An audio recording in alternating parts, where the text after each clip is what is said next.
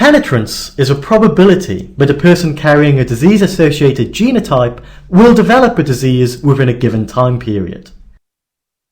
If you were to think about it as an equation, penetrance is the number of individuals displaying clinical features of a condition divided by the number of individuals with a disease-causing mutation multiplied by 100. A disease is said to show incomplete or reduced penetrance when it has clearly been demonstrated that individuals who possess a disease-associated genotype show absolutely no manifestations of a condition. In this case, the number of individuals who display clinical features of a condition is less than those who carry the mutation. A disease is said to show complete penetrance if a person carrying a disease-associated genotype always develops the condition. In terms of our equation, the number of individuals who display clinical features of a condition is equal to those who carry the mutation.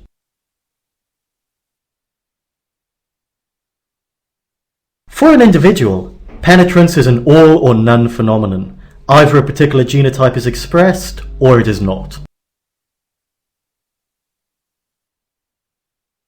The concept of penetrance is often confused with variable expressivity, which is the variation in the type and severity of clinical features of a genetic disorder. When we talk about penetrance, however, the severity of a condition is not important. The only factor that matters is whether or not the condition is expressed at all.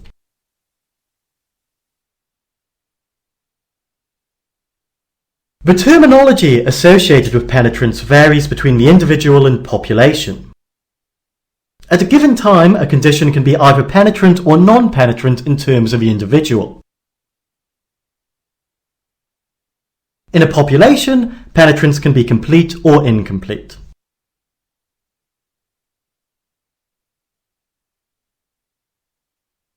Most often, penetrance is described as a lifetime penetrance, meaning the probability that an affected individual will develop a condition over their lifetime.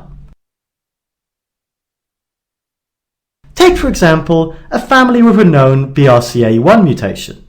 The grandmother, mother and daughter have all been tested and were found to carry the familial mutation. The grandmother was diagnosed with ovarian cancer at age 40, and daughter was diagnosed with breast cancer at age 37. The mother lived until the age of 80, was never diagnosed with cancer and died of a heart attack. In the case of a mother, the BRCA1 mutation was non-penetrant, while in the daughter and grandmother was penetrant. When a genetic condition is thought to skip a generation, as in this example, the condition has actually shown reduced or incomplete penetrance.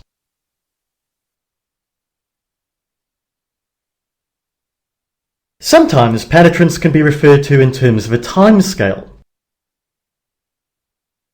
For example, Huntington's disease has a lifetime penetrance of 100%, but has an age-related penetrance as follows. According to this graph, at age 20 there is virtually no chance of showing signs of Huntington's, and by age 70 everyone who is going to be affected will have got it.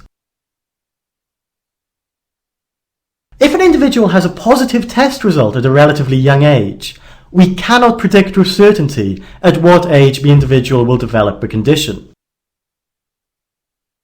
This is one of the challenges associated with counselling for late onset conditions.